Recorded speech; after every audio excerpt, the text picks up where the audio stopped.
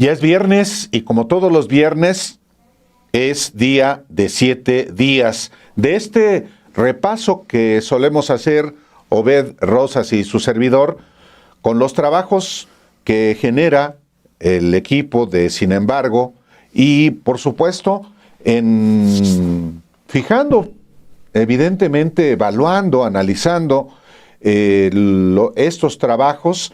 Pues ahora, Obed, cerramos la semana con una noticia que va a seguir generando debate y qué bueno que así sea, con la renuncia que no fue renuncia y la remoción que no fue remoción, sino podría hasta interpretarse como que fue un premio para Alejandro Gertz Manero, que a los 86 años de edad ahora se va de embajador, va a tener todavía más chamba de la que tenía asegurada en la Fiscalía General de la República. Igualmente relajado, porque era el fiscal general de la República hace 6 años, bueno, cumpliría 7 años el próximo mes de enero, pero pues andaba en chanclas, en bata, llegaba a la hora que quería a su oficina cuando iba, y no estoy ridiculizándolo. Sencillamente es un fiasco como fiscal. ¿Cómo estás?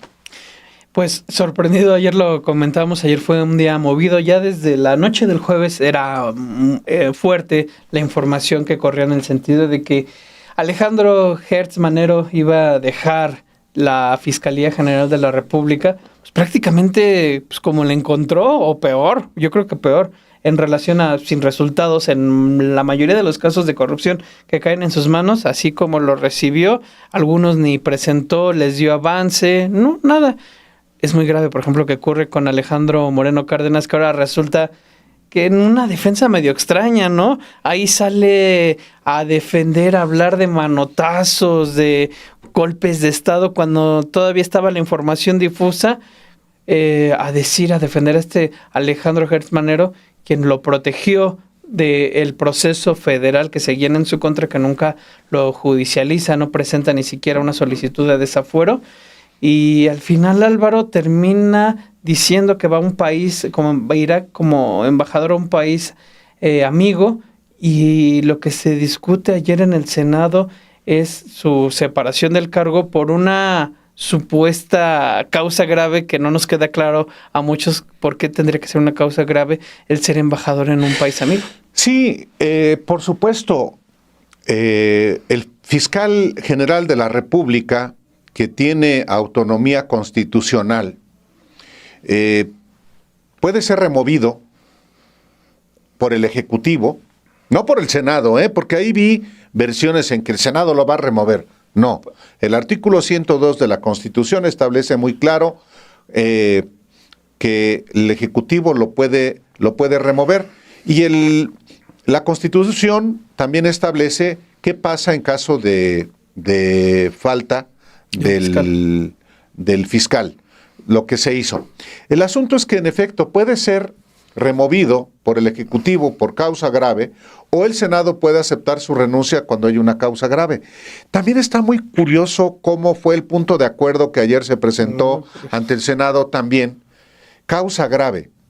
La causa grave terminó siendo el nombramiento o la propuesta que hizo la presidenta al Senado para hacerlo embajador. Y la verdadera causa grave es la ineptitud. Totalmente. Es la incompetencia, es el fiasco que representó Alejandro Gertz Manero como fiscal general de la República, para el que todavía le quedaban pues casi 3 años, 2 años y un poco más, pero que era evidente que tenía que ya salir. No quería. Pues no. Tan no quería que ayer mismo fue un día muy largo en ese sentido. Fue forzado, y eso también es importante decirlo, fue forzado a presentar su renuncia, y el recurso que se encontró fue ofrecerle una embajada.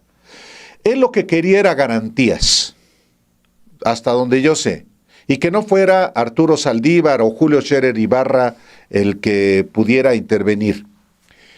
También hay que ponerles distancia a estos personajes, a uno y a otro, Qué bueno que va a quedar por ahora la ex consejera jurídica Ernestina Godoy, que yo creo que al final va a ser ella la fiscal general de la República.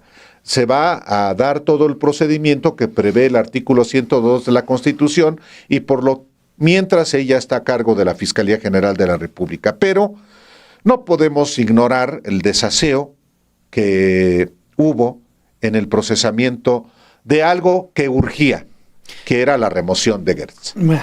Sí, es importante hablar, no omitirlo, porque sí fue yo te lo decía ayer anoche, sí, fue muy desasiado, o sea, de último momento. Su última decisión, de hecho, es poner a Ernestina y prácticamente lo forzaron a salirse en una carta de renuncia en la que ni siquiera habla de renuncia. Eso también es cierto, o sea, es como tal la palabra no la usa, empieza a hablar, es muy ambiguo como... híjole, es un tipo muy deshonesto hasta el último minuto y deshonesto a lo largo de su actuación como fiscal general de la República, Álvaro. Nosotros elaboramos precisamente un texto en el que dábamos cuenta cómo la gran mayoría, bueno, todos los casos de alto perfil se le cayeron de la mano y él señaló por todos lados, nunca asumió su responsabilidad en ninguno de ellos. Sí, en un momento se dice que están investigando al expresidente Enrique Peña Nieto. Recordarás estos esquemas de triangulación que llega a presentar en su momento la Unidad de Inteligencia Financiera en el gobierno de Andrés Manuel López Obrador, hablando de una serie de triangulaciones. Posteriormente, la Fiscalía confirma que se le investigaba por distintos delitos, entre ellos era en relación al caso de corrupción de OHL, distintos esquemas de corrupción que se habían investigado. Reaparece Gertz en este gobierno, le preguntan qué había pasado con eso, le echa la culpa a la UIF de que como no ratificaron su denuncia, pues ya, ahí que había quedado, pero él anunció que estaban investigándolo ahora por el caso Pegasus. Ahí está esto. Lo de Lozoya, que prácticamente insistían que estaba ya todo amarrado, Lozoya está siguiendo su proceso en libertad. De Rosario Robles, que había una profunda investigación que hace la auditoría forense a cargo de Munadora Buchaín, a partir de la cual se realiza la investigación periodística que es conocida como la estafa maestra, pero realmente todo lo lleva a cabo esta auditoría forense. Se presentan los casos, no pueden comprobar la responsabilidad de Rosario Robles, se les cae con Juan Collado, se le caen todos los casos, Álvaro. Se le cae Francisco Javier García Cabeza de Vaca, todos los sobornos a los legisladores del PAN, incluyendo a Ricardo Anaya, a Francisco Javier García Cabeza de Vaca, a Jorge Lavalle Mauri, el único que pasó un tiempo en la cárcel, la investigación contra Roberto Gil Suárez también, es decir, un fiasco.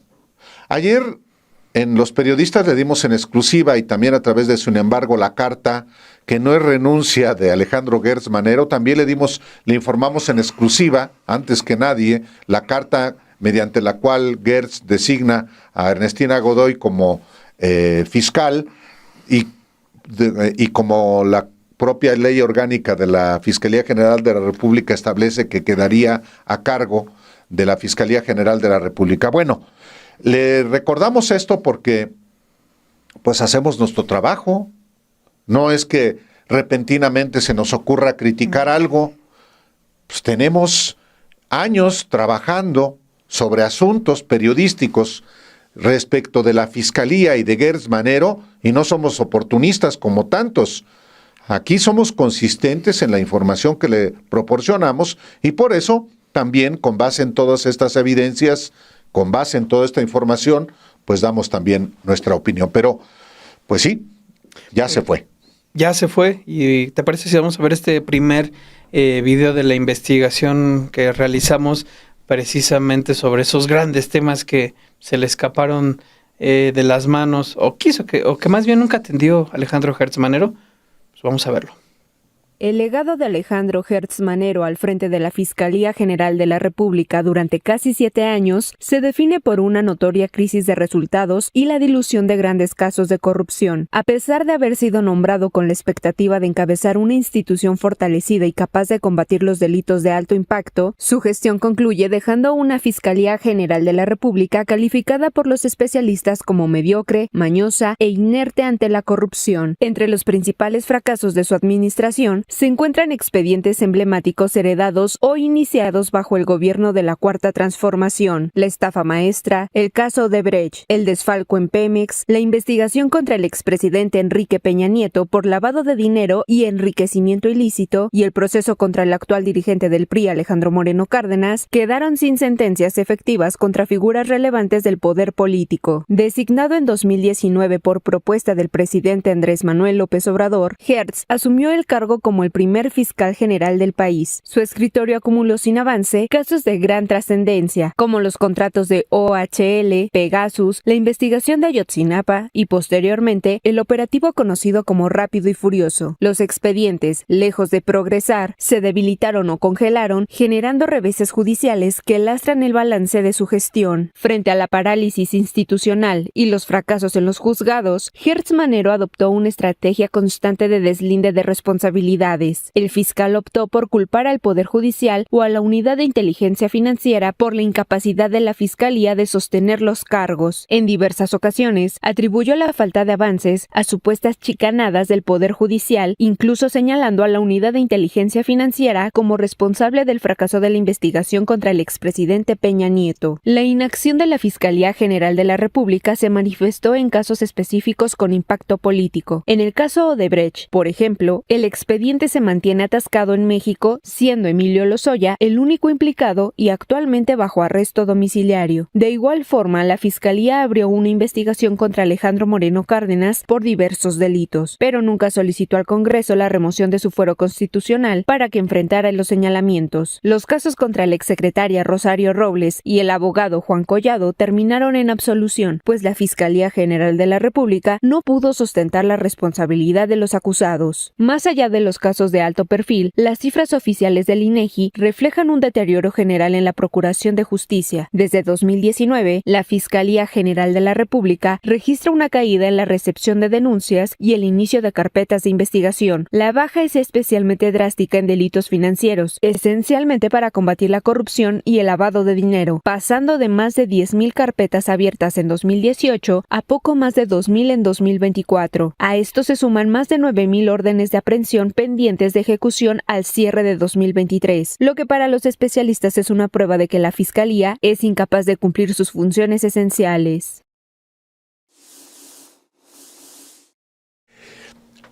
Obed, antes de pasar a otro tema, es importante decir que Gertz era también un filtrador de información a los enemigos de la presidenta de México y del expresidente Andrés Manuel López Obrador. Filtraba políticamente asuntos a sus adversarios. Por eso a mí me llama la atención que la presidenta hable hoy de que a la Fiscalía le urge una reestructuración. ¿Eso qué significa? Pues que no se desmanteló la Fiscalía de o la vieja PGR. Que ese también es otro asunto. Claro. Ese es otro asunto. Y digo, el caso del titular del órgano interno de control que fue destituido por el propio Gertz, donde estaba el hermano de Santiago Taboada, que son los que están acusados de robarse 1 tonelada de cocaína. Cierto. Y luego cambiarla por leche en polvo. Entonces, se tenía que ir ese señor. Ahora lo defiende el hijo de Andrés Manuel López Obrador. Pues allá él. Yo, no. No, me parece indefendible. Aquí en este espacio se estuvo diciendo en reiteradas ocasiones. Llegó en relación expectativas con los temas que tenía en mano, que digo, tuvo mucho en mano para jugar, para tratar de avanzar. Ciertamente lo dices, en distintos casos se había advertido de pues, que seguía siendo los mismos funcionarios que habían operado durante años en la PGR y que difícilmente se podría hablar de reestructuración. La presidenta también hoy menciona esta cuestión de que buscan tener una mayor cooperación con el próximo quien entra a la fiscalía. No es fortuito en ese sentido que sea Ernestina Godoy Ramos quien esté como encargada de despacho de la fiscalía, porque tanto ella como Omar García Harfuch ya habían trabajado en la Ciudad de México, era muy estrecha la colaboración entre ambos. Se había insistido mucho en esta colaboración con Hertz Manero, que en la recta final del gobierno de Andrés Manuel López Obrador desaparece totalmente, lo sacan de donde quiera que se encontraba al inicio del gobierno de la presidenta Claudia Sheinbaum Pardo, pero no dura mucho, empieza a dejar de asistir a esas conferencias conjuntas, no se aparece. Eso también es llamativo y también hay que decirlo. En las primeras ahí era constante verlo, y de repente desaparece, deja de verse. Evidentemente supongo que esa cooperación que buscan fortalecer también va encaminada o pasa por esos aspectos que es importante mencionarlos. Sí, ¿no? Ya por último, para pasar a otro tema, los costos políticos de la incompetencia de la Fiscalía General de la República, pues no son para Gertz, ¿el qué? Sino en su momento para Andrés Manuel López Obrador y ahora para la presidenta Claudia Sheinbaum. Por eso también la lógica es, bueno, ¿de qué sirve tener a alguien en la Fiscalía si no se coordina, si no coopera, si no actúa pues como es su competencia? No hay otra instancia en México para castigar actos de corrupción que la Fiscalía General de la República, y si no actúa la Fiscalía General de la República, pues bonita cosa. Tú puedes estar el gobierno trabajando y en la Fiscalía General de la República se encuentra con una pared, con un muro, pues bonita cosa.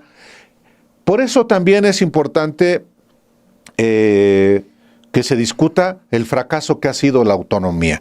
Que se haga cargo el titular del Ejecutivo a quien coloca en la instancia de procuración de justicia. Si no, ¿para qué sirvió entonces también la reforma al Poder Judicial? Si los asuntos no van a llegar porque todos los detiene la Fiscalía. Ese es parte del asunto, Obed. Totalmente, Álvaro. Hoy, hablando precisamente sobre cómo todos estos asuntos los detiene la Fiscalía, publicamos hoy, sin embargo, una investigación de la unidad de datos que elabora nuestro compañero Arturo Daén en relación a el papel que tuvo la FGR de Hertz Manero en relación a todas las investigaciones, todas las investigaciones en relación al robo de combustible. Claro. Eso es uno de los temas clave que llega Andrés Manuel López Obrador y dice, se tiene que atender esto sí o sí. Desde 2023, Pemex pierde 20,000 millones de pesos anuales por las tomas clandestinas, es decir, es un problema que persiste y se investigan 16,000 millones por huachicol fiscal, que es otro tema, ya no compete a la cuestión combustible, sino a otro tema ya en aduanas, ¿no?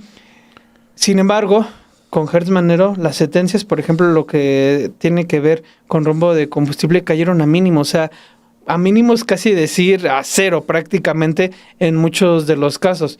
Él tiene que preparar a partir de las investigaciones a llegarse de los elementos necesarios para hacer estas carpetas de investigación y luego, una vez que las tiene la investigación necesaria, ir con un juez, presentarlas, judicializar para poder avanzar hacia los casos, ¿no?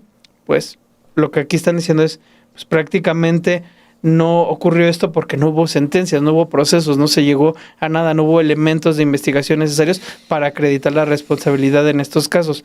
Eso es lo que nos dice esta investigación de Arturo Daén, Álvaro. Vamos a presentarle a usted este reportaje de Arturo Daén que efectivamente acredita parte de la ineptitud de Gertz Manero. El concurso de belleza Miss Universo reveló una historia de huachicol, tráfico de armas y drogas.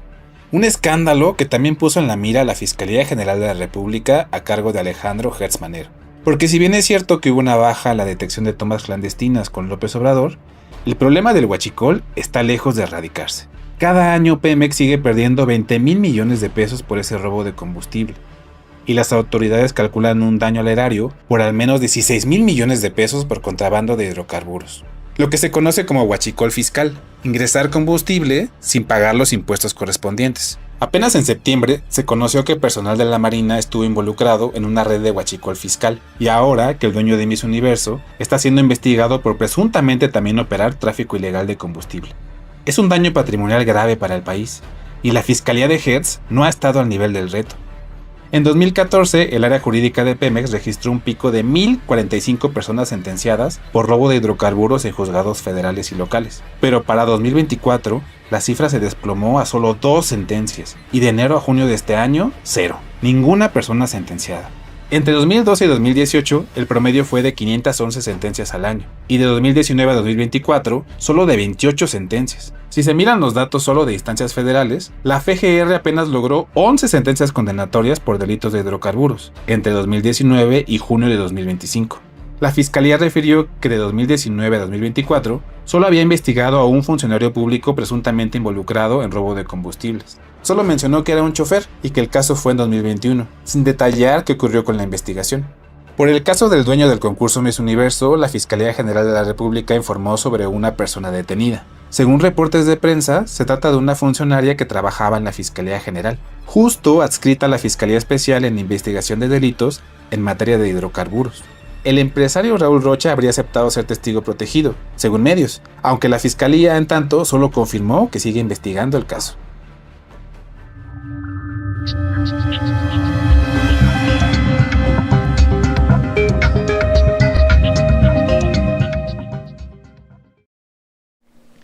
También esta semana uno de los temas que fueron muy comentados dentro de la conferencia matutina en general, en conferencia, y que llegaron hasta las calles en el tema de las distintas manifestaciones sobre los agricultores, los trabajadores del campo y demás, los empresarios, toda esta relación con respecto a la reforma a la Ley Nacional de Aguas. Muchos ha hablado, es uno de los temas más ríspidos ahorita que están en discusión, precisamente porque dice la presidenta que hay mucha desinformación. Ciertamente, Álvaro, la Ley Nacional de Aguas es una herencia del salinismo, eso es un hecho, 1992. En esa herencia, a la fecha, al día de hoy, a partir de lo que se quiere o se necesitaría cambiar, es todo estos depredadores de este recurso que tienen sus concesiones, o tanto de uso agrícola, que en ese caso no pagan, digamos, son gratis y demás, pero también tienen otros usos industriales, de servicios. Y si te pones a revisar en manos de quienes están el agua, que corresponde a todos los mexicanos, empiezas a ver por una parte que son estos grandes emporios empresariales. Kimberly-Clark es uno de los que tiene... De los Claudio X González. Claudio X González Guajardo. De hecho, Claudio, el hermano de Claudio X, Pablo, tiene concesiones en la red, concesiones de uso de agua con fines agrícolas. Se puede verificar, esa cuestión es pública, pero también está la Coca-Cola, también están los Tirso de Grupo Lala, y distintos informes lo que involucran y dan cuenta, Álvaro, es que empiezan a recurrir a accionistas o a otro tipo de empresas que terminan perteneciendo a FEMSA, por ejemplo, para tener y concentrar cada vez más agua. Aquí ya también hemos dado cuenta de los distintos grupos políticos, o sea, que gobernadores tengan concesiones, exgobernadores tengan concesiones en los estados que previamente gobernaron. Los Monreal, por ejemplo, tienen bastantes concesiones en Aguascalientes, Reynosa. En Guanajuato, hasta Fox. En Guanajuato es Fox, Miguel Márquez y Diego Sinué Rodríguez Vallejo. Exactamente, son los que tienen. En Sonora tienes, se me fue el nombre de los Padres. Del ex gobernador Guillermo Padres. Exactamente, panista, investigado también por corrupción. ¿Sí? Su hijo y su sobrino tienen ahí sus concesiones de agua. Y así como te puedes ir con los gobernadores, te puedes seguir viendo en cada uno y te das cuenta que hay conjunto de depredadores de agua que son los que están concentrando prácticamente y se están llevando todo el recurso. A eso hay que sumar que quienes tienen que pagar el agua como tal, que es por servicios y demás, estamos hablando que el 80% no se paga. Sí. 40,000 millones de pesos están ahí sin pagarse por usos, por derechos del agua. Eso es bastante recursos que no están llegando a la tesorería, a la federación. Y no solamente eso, Obed, y usted que nos escucha y que nos ve, sino una parte es lo que no deja de recibir el erario por las ganancias del agua, y por otra parte, que no se garantiza el derecho humano al agua, ya no solamente para uso agrícola, sino para el consumo humano.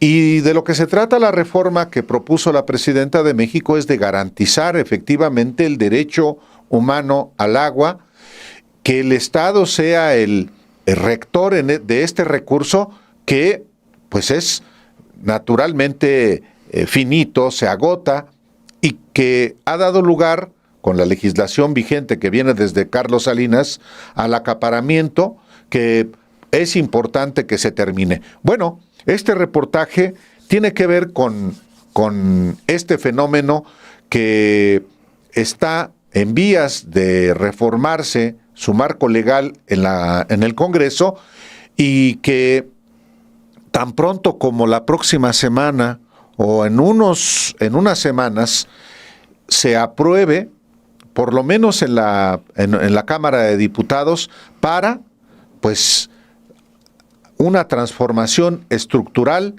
en el uso de este recurso. Veamos este reportaje.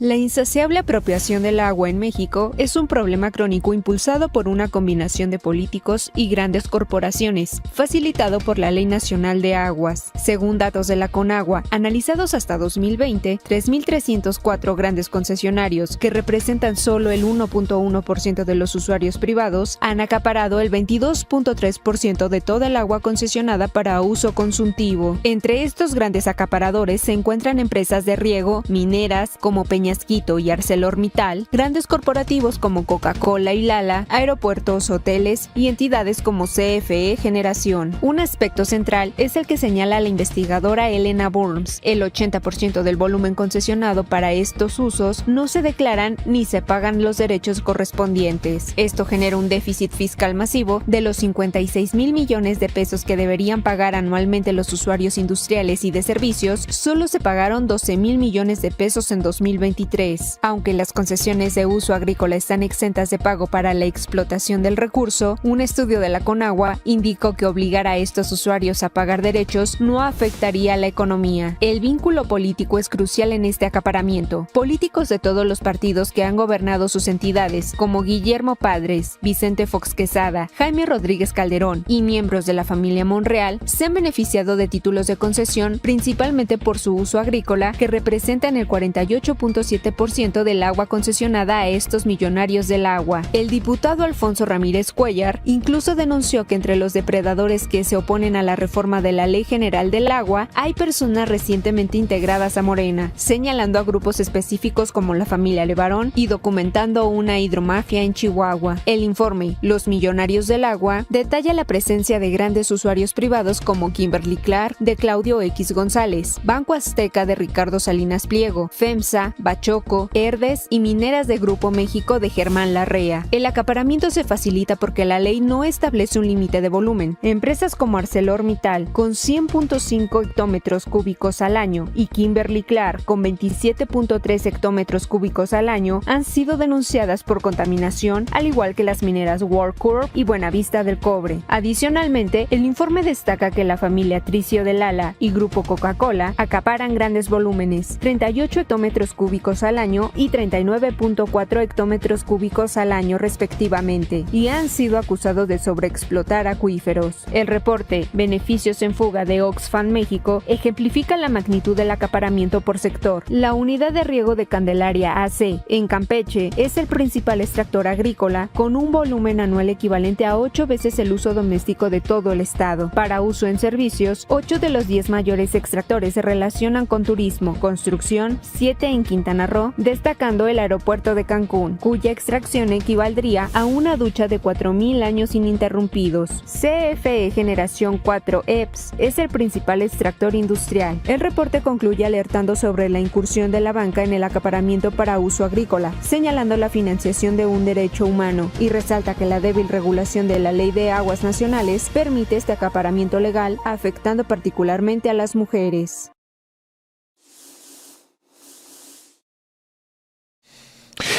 Pues sí, el tema del agua va a seguir siendo, Obed, muy, muy importante. Y vamos a seguirle dando cobertura aquí porque es pues un derecho humano que sin embargo muchos mexicanos, sobre todo los más marginados, pues no lo tienen. Pero esta semana también fue muy relevante en un aspecto que a mí me parece que se ubica en un contexto de una ofensiva de la, yo no le digo ya derecha, porque ya se radicalizó tanto la derecha tradicional, que ya, yo digo, todo es ultraderecha.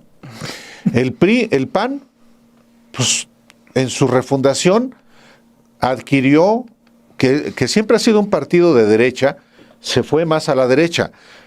Hay otros momentos en que ha sido también igual ultraderecha, con Calderón claramente, con el propio Fox. Bueno, pero el PRI también, su discurso es también ya muy radical, con la violencia misma.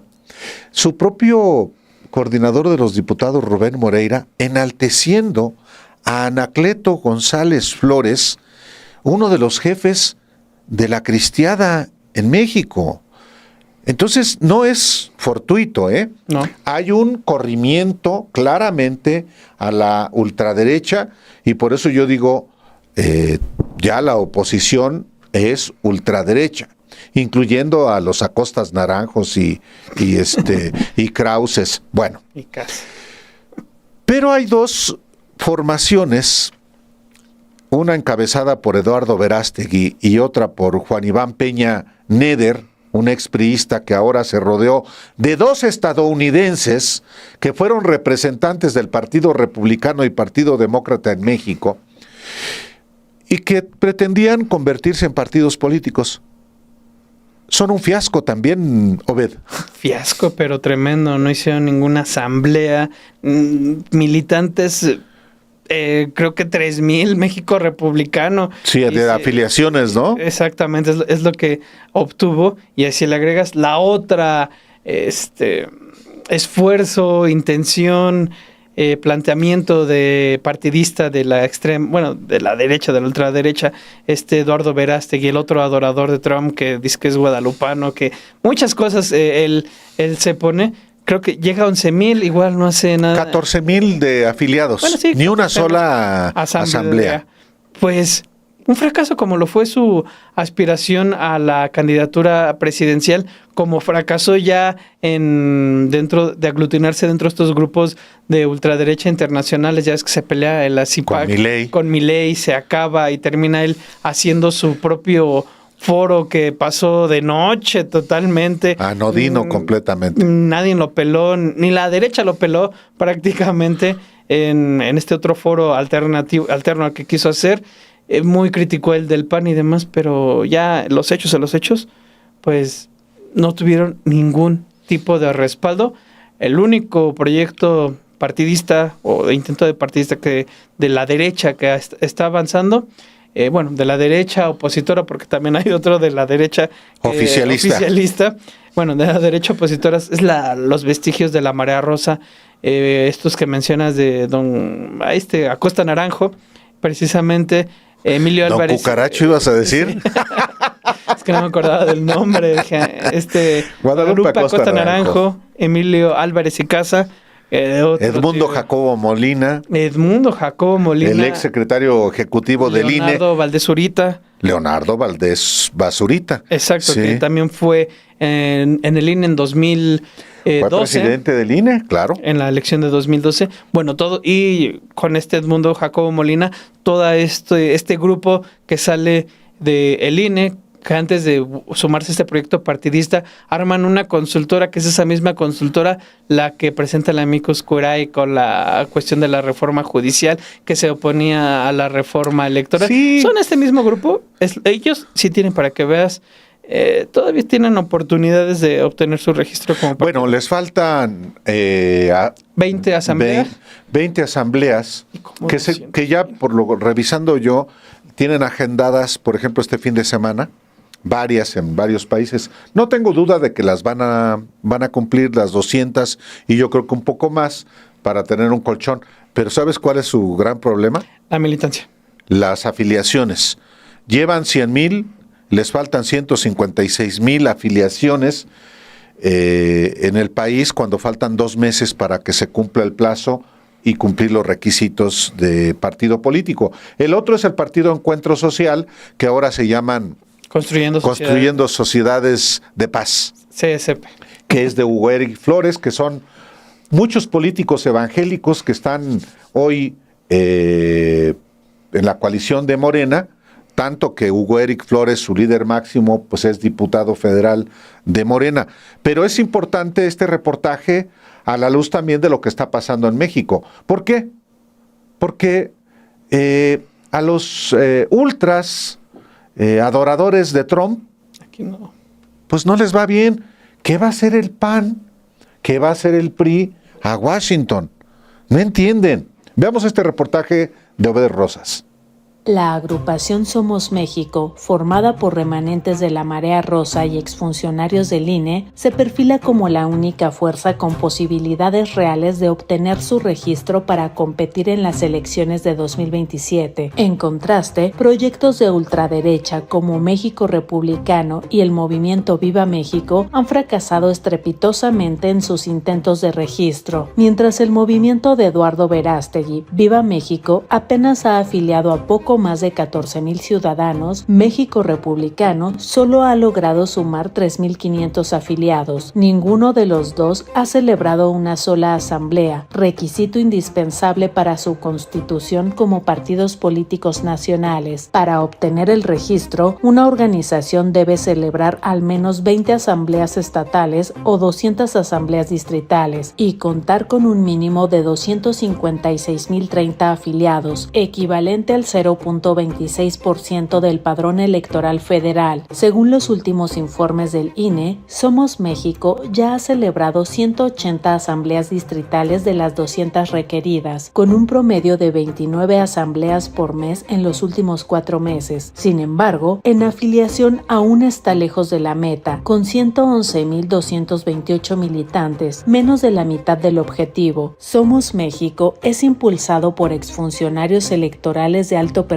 como Edmundo Jacobo Molina, exsecretario ejecutivo del INE, y Leonardo Valdés Zurita, exconsejero presidente del IFE. También participan figuras políticas como Guadalupe Acosta Naranjo y Emilio Álvarez y Casa. La agrupación se constituyó a partir de los remanentes del Frente Cívico Nacional y las organizaciones que promovieron la Marea Rosa. Sus impulsores declaran que su plataforma no es de derecha ni de izquierda, sino de derechos, y buscan ser aliados de los partidos de oposición. Eduardo Verástegui, por su parte, ha fracasado en el registro de su movimiento Viva México, además de no contar con asambleas y tener solo 14,345 militantes. Enfrenta una investigación del INE por un posible financiamiento ilegal de 6.9 millones de pesos desde el extranjero. Verástegui mantiene una estrecha amistad con Donald Trump, a quien describe como su amigo. Este es su segundo fracaso político. México, luego de no lograr la candidatura presidencial independiente en el proceso 2023-2024. México Republicano, encabezado por Juan Iván Peña Neder, también ha fracasado en su intento de registro. Cuenta con el respaldo de Larry Rubin y Richard Rudder, quienes, aunque según Peña Neder poseen nacionalidad mexicana, apoyan abiertamente las políticas estadounidenses. Rudder ha llegado a justificar una posible invasión militar de Estados Unidos a México si los cárteles son declarados organizaciones terroristas. El INE reporta que México Republicano no tiene asambleas realizadas y solo cuenta con 3.510 afiliados. Aunque Somos México enfrenta el reto de aumentar significativamente su afiliación, es actualmente el único proyecto con posibilidades de cumplir los requisitos del INE para convertirse en partido político nacional y participar en las elecciones de 2027.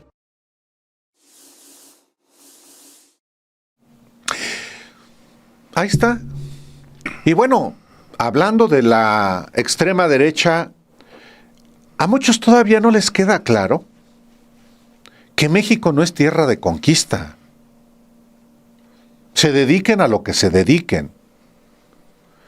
Y hay todavía mexicanos que buscan traer del extranjero a quienes les vengan a ayudar. Y uno de los recién llegados, con un pasquín, es un personaje español que pues anda sembrando proyectos de propaganda, no de periodismo, que es el español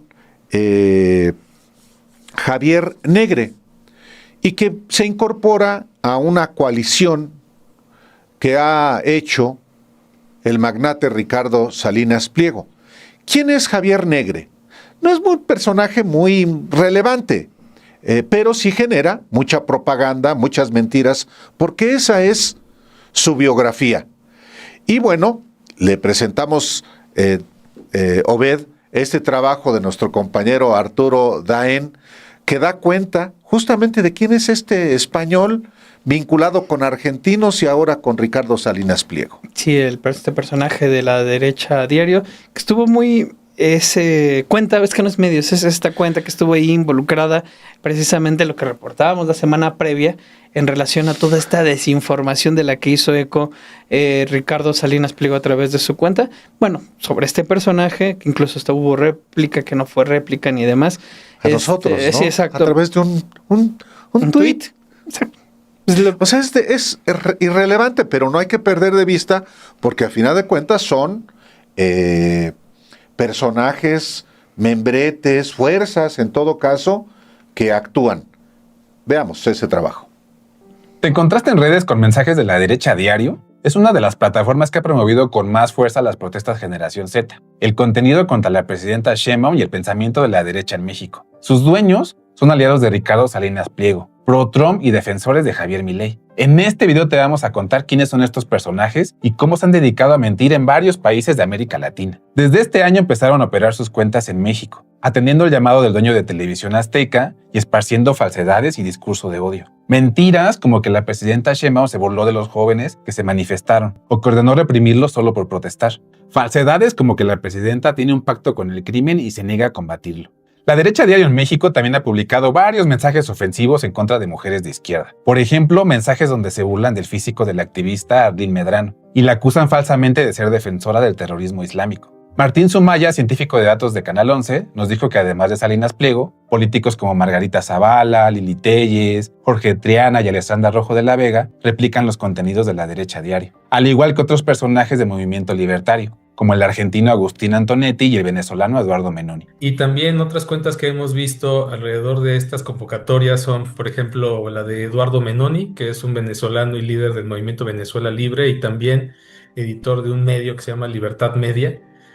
autodenominado como primer medio patriota de derecha en español, ¿no? Eso llama la atención, y también haciendo una revisión de las publicaciones en su cuenta, vemos que casualmente también replica buena parte del contenido y publicaciones de La Derecha Diario. La página Derecha Diario está registrada en la web desde 2018. En sus inicios en Argentina la impulsó el consultor Fernando Cerimedo. Se conoce que este personaje desinformó sobre los comicios de Brasil en 2022, al difundir entonces sin sustento que había ocurrido un fraude a favor de Lula y en contra de Bolsonaro. Una narrativa que provocó disturbios en Brasil. Antes, en Chile, encuestas sesgadas de una empresa de Cerimedo también desinformaron sobre las consultas para una nueva constitución. Con ese historial, Cerimedo se convirtió en un referente de la ultraderecha. Promovió a Javier Milei y lo nombraron jefe de comunicación de su campaña hasta ganar la presidencia. En ese tiempo se hizo socio del comunicador español Javier Negre, que ya había lanzado antes una plataforma en España llamada Estado de Alarma, también con contenido amarillista y de desinformación.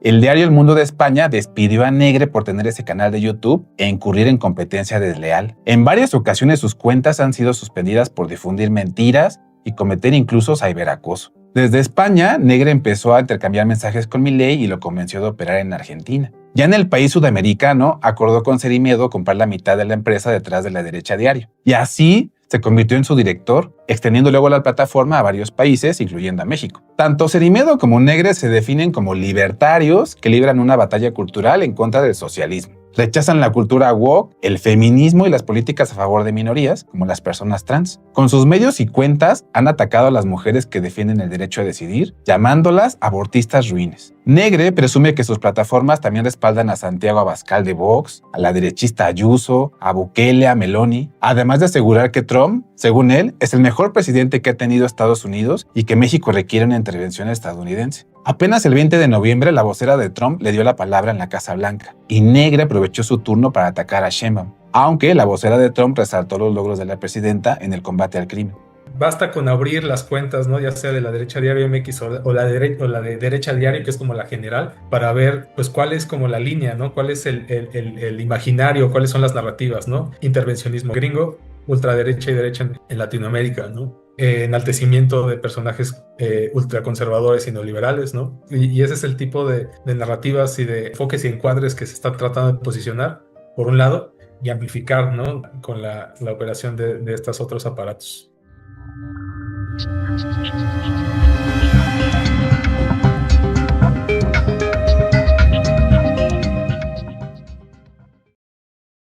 Hace unos días estábamos platicando ahí en una junta y nos dabas cuenta en relación a todas estas movilizaciones ya en su momento, pues cuando en las recientes movilizaciones de esta generación Z que ya prácticamente está esfumada, bueno, dicen que van a hacer otra, ¿no? El 14 de diciembre. Según, bueno, lo que nos estabas platicando, como el papá de Ricardo Salinas Pliego, Hugo Salinas Price, en su libro, en este libro en el cual prácticamente se ventila de cuerpo entero, mencionaba y hablaba sobre el financiamiento que hizo de revistas, grupos y demás de ultraderecha, por ejemplo, grupos como El Muro y otros que también incluso llegaban a tener tentáculos y vinculación directa con la CIA. Te decía, eso estaría muy bueno irlo platicando y sobre todo porque en Derecha ustedes también, tú tienes acceso a una serie de documentos que presentas este lunes, me parece, o martes, lo hiciste. El martes, en el cual das cuenta precisamente de esta vinculación filiopaternal de Ricardo Salinas Pliego de la derecha con el financiamiento de este tipo de grupos, Álvaro, y armas y elaboras todo un texto que es el que publicamos hace unos días. Sí, pienso que es un asunto importante el que también se conozca no solamente a un personaje que el Partido Acción Nacional quiere postular como su candidato presidencial en el 2030, que podría serlo también del PRI, podría serlo también del Partido Verde. El único que ha dicho que lo podría postular es el Partido Acción Nacional, que es el principal partido de oposición en México, y está en todo su derecho. Pero la sociedad, usted que nos ve y que nos escucha, tiene derecho a saber quién es no solamente Ricardo Salinas Pliego, sino de dónde aprendió lo que es, y su padre es un personaje que tiene unos vínculos y él mismo se asume como ultraderecha en su biografía personal, empresarial, política, porque hasta un partido político fue presidente en la década de los 60, un partido político en el que lo acompañaron fascistas, nazis, diría más, nazis. Y este reportaje que publicamos en Sin embargo, bajo mi firma, tiene ese propósito y le presentamos esta parte. Ricardo Salinas Pliego declara abiertamente yo ultraderecha, vida, propiedad y libertad, una postura ideológica heredada de su padre Hugo Salinas Price. Durante años, su padre creó y financió múltiples iniciativas de corte fascista, incluyendo revistas, organismos, un partido político e incluso un grupo de choque de una organización secreta que simultáneamente colaboraba con la CIA y la Dirección Federal de Seguridad. Hugo Salinas Price, un confeso evasor de impuestos y rompehuelgas, es también un rabioso anticomunista. En su libro de memorias, Mis años con Electra, se ufana de haber financiado al movimiento universitario de renovadora orientación conocido como Muro, uno de los grupos de choque de la organización secreta de los Tecos y el Yunque, así como de otras iniciativas ultraderechistas y algunas nazis. Nacido en Estados Unidos, Salinas Price se volvió un activista contra la izquierda tras el triunfo de la Revolución Cubana. Financió publicaciones como la Revista Nacional y organismos como la Unión Nacional Independiente Democrática y el Partido Nacionalista Mexicano, junto con figuras de la extrema derecha nazifascista como Jorge Siegrist, Jorge Prieto Laurens y Agustín Navarro Vázquez, quien era agente de la CIA. Salinas Price relata: al llegar Fidel al poder, como yo era joven, me puse de activista, compré una pequeña máquina offset y comencé a imprimir envíos anticomunistas. Con el tiempo, abandonó esta labor, concluyendo que no solo no era agradecida, sino que le podría costar la vida. Posteriormente, financió a Muro por iniciativa de su amigo Agustín Navarro Vázquez, quien tenía vínculos con los fundadores de los Tecos. Salinas Price apoyó la creación de este grupo de choque para contrarrestar el terror de la izquierda en estudiantes, celebrando que resultó muy efectivo para darle a la izquierda una sopa de su propio chocolate. Relata con diversión una manifestación de Muro en la UNAM donde se quemó una efigie de Fidel Castro, evento al que asistió junto a su cuñado. La relación con Navarro Vázquez perduró. En los años 90, él y un expresidente de Muro trabajaron con Ricardo Salinas Price para definir la línea editorial de TV Azteca. Salinas Price también fundó y financió la Unión Nacional Independiente Democrática y luego el Partido Nacionalista Mexicano, con Siegrist como organizador y él como presidente, partido en el que también participó el pronazi Jorge Prieto Laurens. De esta experiencia aprendió que en la política, al menos en México, no se hace nada sin grandes cantidades de dinero. Tras el fracaso del partido, creó la Revista Nacional, encabezada por Siegrist, pero se quejó de que sus artículos tomaban un carácter más y más filonazi, lo cual no me agradaba. La revista fue un fracaso financiero y cerró, costándole el equivalente a una gran casa en Acapulco con todo y yate. Sus actividades estaban asociadas a la CIA a través de Navarro Vázquez, un prominente agente de la agencia. Documentos desclasificados establecen que la CIA financió, adiestró y tomó el control de Muro a través de la Operación Liuf, utilizando al grupo para espionaje, propaganda y acción de choque en la UNAM y otras universidades. La Operación Liuf estuvo a cargo de Alfonso Rudolf Wichtriff, denominado Liuf I, y Navarro Vázquez, denominado Liuf II. Su objetivo, según un informe de la CIA, era combatir a la izquierda con la ultraderecha, buscando que este grupo ejerza una influencia y restrinja a México de sucumbir a las presiones y los reclamos de la izquierda radical. La CIA celebraba la eficiencia de Liuf, señalando en un reporte que era un motivo de preocupación para la izquierda radical. Aunque Navarro Vázquez era informal para entregar reportes escritos, la agencia consideraba que su motivación y habilidades garantizaban que las cosas se hicieran en las áreas deseadas. Navarro Vázquez también intentó unificar a la derecha mexicana, involucrándose en el Partido Nacionalista Mexicano de Salinas Price. Sin embargo, no lograron que el PAN se uniera a ellos. La estación de la CIA en México se deslindó de motivar directamente esta unificación. La CIA financiaba inicialmente la revista Espejo con $500 mensuales, pero luego destinó ese presupuesto íntegramente a Muro. El salario de Rudolf Wistrich era de $500 al mes. La estación reconocía que sus fondos no representaban un control total, pero le daban acceso al mecanismo LUF. La documentación también revela que la DFS, la policía política del régimen priista, respaldaba la actuación de Muro. Miembros de la organización secreta que controlaba Muro, como Fernando Baños Urquijo y Luis Felipe Coelho, eran amigos de los directores de la DFS, Fernando Gutiérrez Barrios y Miguel Nazar Haro, quienes también eran agentes de la CIA. Platicábamos fuera del aire precisamente cómo esta ultraderecha que quiere hacer eco a distintas quiere hacer eco y quiere recurrir a Estados Unidos, a España, pero particular a Estados Unidos, y nos metimos a ver allá en Estados Unidos quiénes son precisamente estos ultras que día y noche están golpeando a México, y que son ellos, Álvaro, los que alimentan esta idea que tristemente no se le quita de la mente a Donald Trump de querer bombardear narcolaboratorios, de mandar drones, porque es una idea que se le metió a Donald Trump, y hay una historia que remite a esa idea. Había en estas reuniones para atender el fentanilo, allá por 2020, y era una reunión que tenían en la oficina Oval, y ahí iban funcionarios, digamos, de salud y funcionarios militares. Y había un funcionario de salud que digamos que tiene un equivalente a un cargo militar, iba vestido de militar y eso, pero él no es militar, no tiene formación militar, simple y sencillamente tiene como un nombramiento dentro del sector salud. Pero como Trump lo veía con uniforme militar y escuchó de él, no militar, de un tipo ahí que dijo, ¿y por qué no bombardeamos los narcolaboratorios? Desde ese momento, al final del evento, dijeron, no puedes volver a entrar a la Casa Blanca con ese tipo de uniforme, porque confundes a Trump. Y se le metió esa idea. Porque Trump es muy estúpido.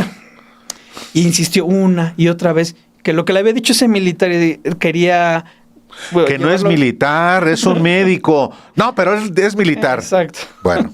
Se le quedó ahí, el que era el secretario de la defensa le dijo, no podemos hacer eso. Todo el mundo le dijo, no podemos hacer eso. Bueno, esa idea que nació de eso, pues ha sido replicada por sujetos como Alex Jones, este tipo de Infowars que estaba hablando de una insurrección, de que millones, porque así lo dijo, millones de mexicanos habían salido a las calles contra el gobierno corrupto y demás, haciendo eco de lo que hicieron estos tipos. El otro, digamos, es en el extremo más absurdo. Del otro lado sí tienes a sujetos como Stephen Miller, que en sí es ya algo más de preocupar. Porque bueno, pero él es funcionario. Y él es funcionario. ¿Y el otro Jones? ¿Cómo? Alex Jones. Es un podcaster que de estos que le gusta a Trump escuchar. Un gritón que no está en el gobierno, pero es un agitador, digamos, exacto, un activista. Que mueve ahí a las bases de MAGA y demás, pero... Digo, es importante mencionarlo porque tiene repercusión dentro del movimiento MAGA. Pero, digamos, es como el extremo de lo absurdo. Pero Miller sí. No, Miller, digamos, en el otro extremo radical, que sí tiene voz y poder de decisión en Washington, tienes a Stephen Miller, que ya había dicho así de, si México no atiende ese tema, pues nosotros no descartamos nada. También en ese lado tienes a Steve Bannon, quien, el ex asesor de Donald Trump, prácticamente el que hizo a Donald Trump. Steve Bannon, en esa primera carrera presidencial, es un asesor estratégico de Trump. Renuncia, él es procesado por distintas cuestiones, y como ellos empezamos a armar una lista de estos 10 radicales que son los que tienen en la mente bombardear a México, y sobre este sería el último reporte con el cual nos despediríamos este viernes. Sí, es importante identificar a esos personajes en Estados Unidos que aborrecen a México porque son profundamente ignorantes. No solamente son prepotentes y creen tener la capacidad militar, económica, de poder bombardear, agredir a nuestro país, profundamente ignorantes. No lo van a poder hacer porque México es más grande de lo que ellos imaginan, pero es importante tenernos en la mira. Y sí, muchas gracias por acompañarnos este viernes y lo dejamos con este reportaje. Nos vemos dentro de 8 días, Obed. Muchas gracias. Gracias. Donald Trump ha reiterado su intención de lanzar ataques en territorio mexicano para detener el flujo de drogas, una idea que ha considerado desde su primera administración. Afirmó que está dispuesto a hacer cualquier cosa necesaria, incluyendo acciones similares a las realizadas en rutas marítimas, un planteamiento que ha sido categóricamente rechazado por la presidenta Claudia Sheinbaum y anteriormente por Andrés Manuel López Obrador. Esta idea se remonta al menos a 2020, cuando Trump preguntó a su entonces secretario de Defensa, Mark Esper, sobre la posibilidad de lanzar misiles a México para destruir laboratorios de drogas y aniquilar a los cárteles. En esa ocasión, sugirió que la participación de Estados Unidos en un ataque contra su vecino del sur podría mantenerse en secreto. La periodista Maggie Haberman documenta en su libro El Camaleón cómo la propuesta de bombardear México llegó a Trump a través del secretario adjunto de Salud, Brett Giroir.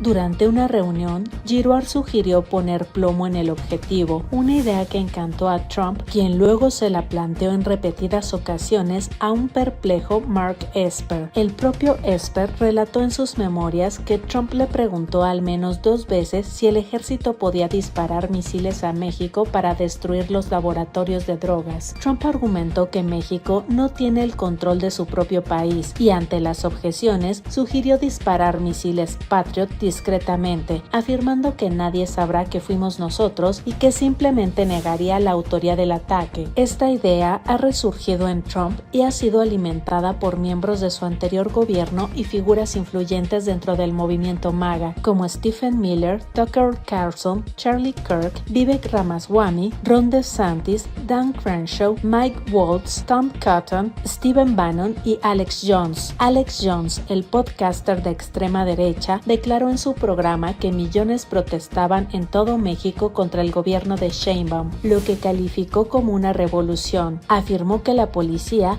atacó a una multitud pacífica que intentaba tomar Palacio Nacional. Por su parte, Steve Bannon, exestratega jefe de Trump, caracterizó los eventos del sábado como un levantamiento contra un sistema corrupto. En su programa, conversó con Oscar Ramírez, quien hizo afirmaciones falsas sin presentar pruebas, alegando que la presidenta está comprada por los cárteles. Stephen Miller, arquitecto de la política migratoria de Trump, comparó la amenaza de los cárteles con Al-Qaeda y el Estado Islámico. Declaró que estas organizaciones controlan el territorio y que no hay cuestión más esencial de seguridad nacional que el desmantelamiento de estas organizaciones. Tucker Carlson ha afirmado que México representa una amenaza mayor para Estados Unidos que Rusia y ha propuesto abiertamente bombardear el país para acabar con el narcotráfico. Argumentó que conocía a personas asesinadas por México, pero no por Rusia. Charlie Kirk, otra voz influyente en MAGA, afirmó que el gobierno mexicano tendrá que alinearse y que Estados Unidos podría aplastarlo con una terrible amenaza de la noche a la mañana. Acusó al gobierno mexicano de ser cómplice de la mayor invasión en la historia de Estados Unidos. El empresario Vivek Ramaswamy expresó su apoyo a autorizar el uso de la fuerza militar contra los cárteles, argumentando que representan una forma de ataque contra Estados Unidos y que califican para ser considerados objetivos elegibles. Dentro del Partido Republicano, figuras como el gobernador Ron DeSantis prometió enviar al ejército estadounidense a desmantelar laboratorios mexicanos desde el primer día, mientras los representantes Dan Crenshaw y Mike Waltz presentaron un proyecto de ley para autorizar el uso de la fuerza militar y el senador Tom Cotton se declaró dispuesto a enviar tropas a México incluso sin su permiso.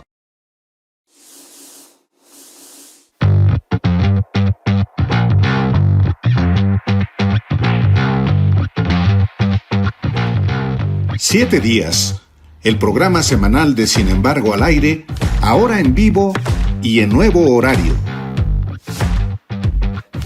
Ahora nos encontraremos con usted todos los viernes a las 11 de la mañana, después de Café y Noticias. Como todos los viernes, le presentaremos el trabajo del equipo de investigación de Sin embargo, con reportajes, entrevistas, crónicas, hallazgos. Recuerde, viernes a las 11 horas con Obed Rosas y Álvaro Delgado por Sin embargo, al aire.